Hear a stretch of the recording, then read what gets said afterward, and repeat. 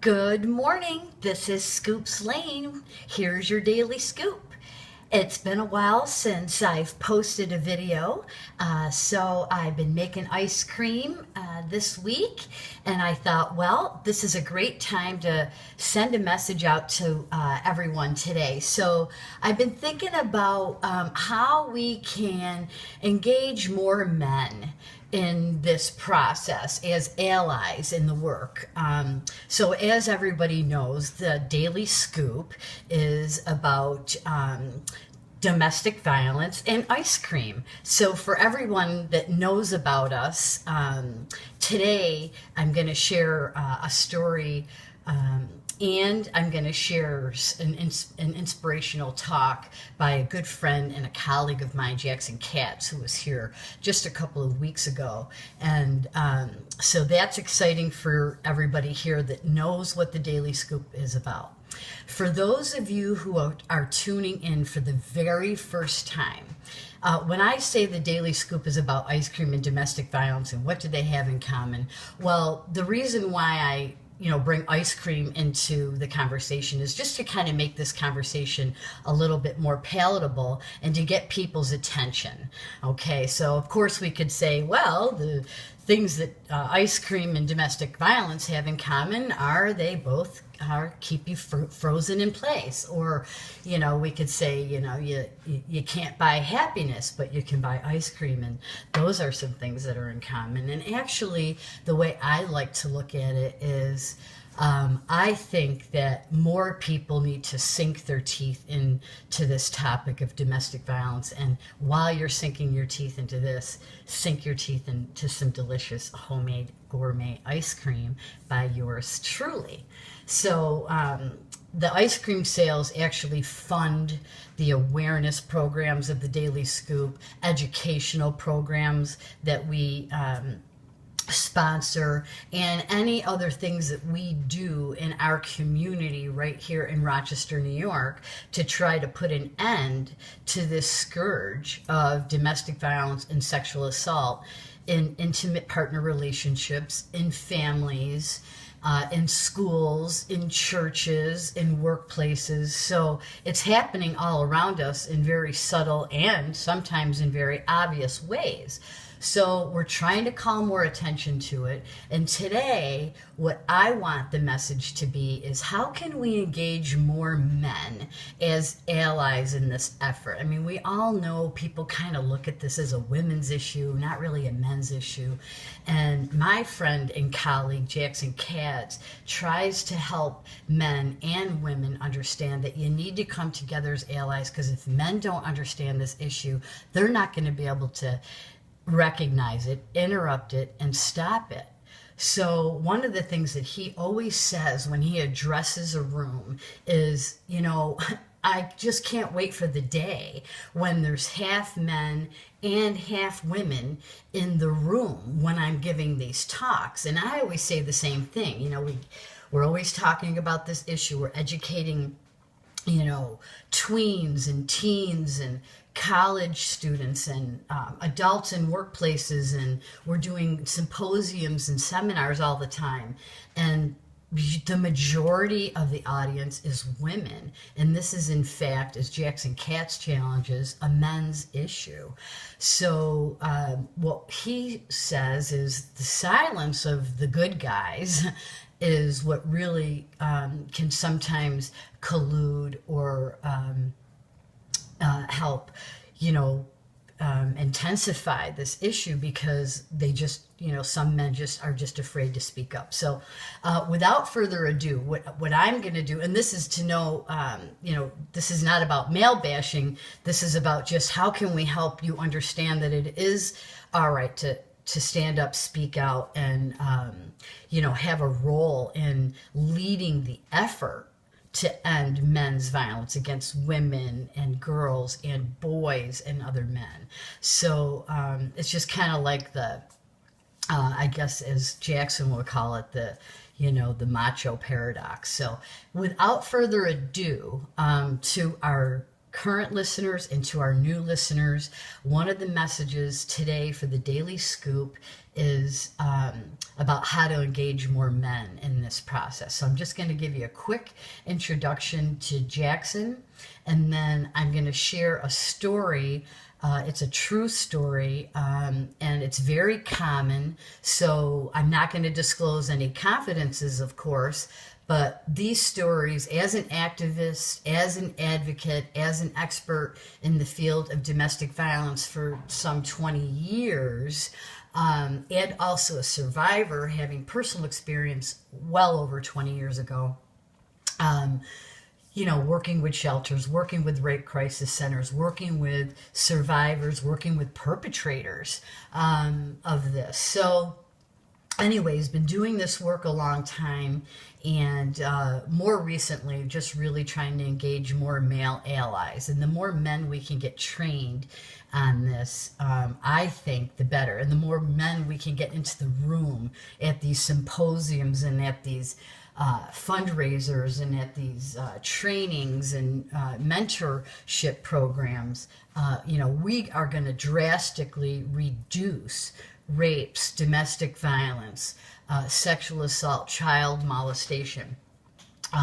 So this is what Jackson's message is. So here's just a snippet of Jackson, and then I'll share, just some snippets from a real story that a survivor shared with me.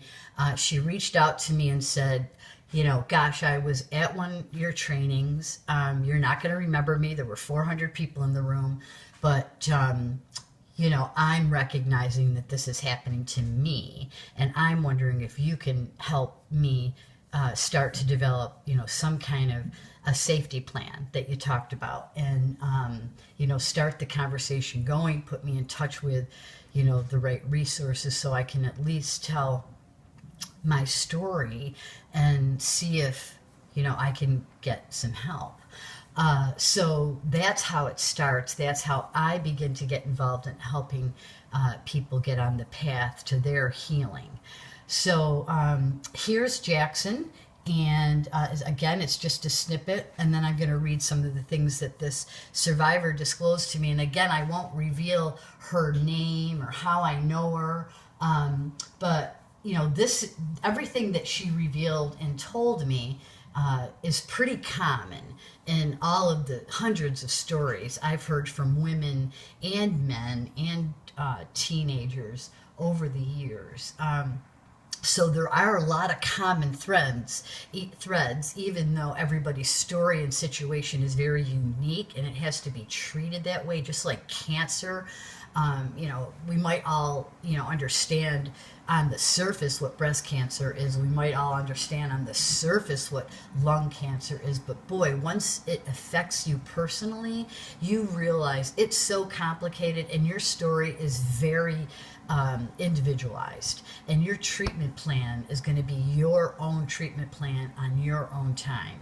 And you're just going to convene the people that can help you understand what your options are and what your treatment plan is going to be. So it's the same thing when you're traumatized by domestic violence or sexual assault in an intimate partner relationship or in your home. So I'm going to give you this snippet from Jackson, and then once you hear the story of the survivor and just what she's up against and trying to keep herself safe, because for the most part where we're really lacking in training for male, and especially male leadership and men in positions of power and authority, are in our criminal and our family court justice system. So some of our laws are really very antiquated, so they don't protect survivors, and then they're also so antiquated that they don't hold batterers accountable. So until, again, it affects you, you don't even realize, holy moly, this is happening to me and it's not against the law. So here, without further ado, I'm going to let you hear Jackson's snippet, and then I'll share some of the things that this survivor shared with me, and then what she was actually up against going through the process of, the family court system without having, again, the right team, if you will, of experts convened. All the specialists that understand that she needs treatment, not, just a divorce, if you will. So, okay. So, here's Jackson Katz's message. Thanks for tuning into the Daily Scoop. And this is Scoops Lane. And here's my friend Jackson. And this was actually at an event just a couple of weeks ago here in Rochester, New York. And this was his opening statement.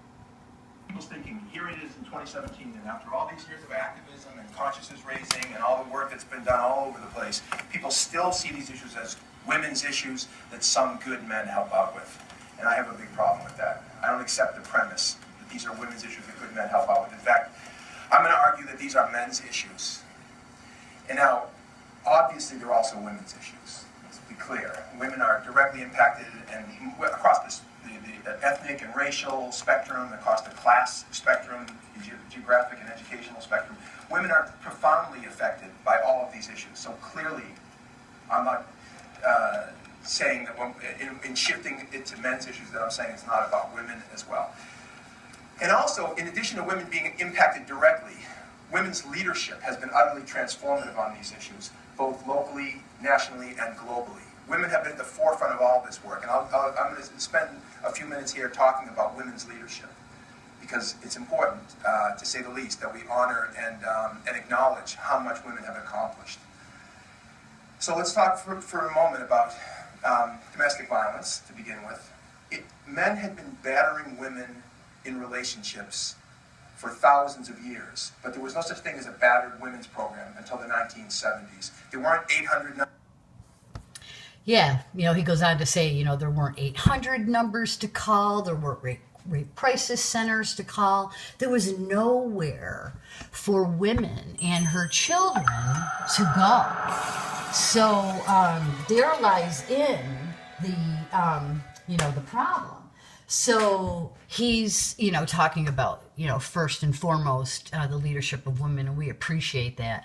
And you know what? Then he goes on to say, men who do this work, and, we stand up here, we give these talks, and we do TED Talks, and we get, hundreds of people in the room, and, who knows, a million hits or whatever on our talk.